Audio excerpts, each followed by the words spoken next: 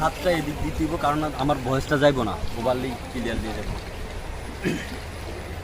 WhatsApp চান্দুরা, সবাই কেমন আছো?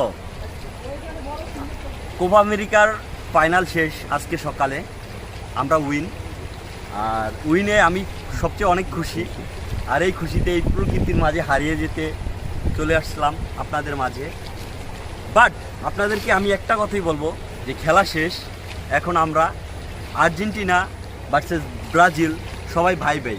আগের মতো করে আমরা একসাথে মিশতে চাই আমাদের মতো করে।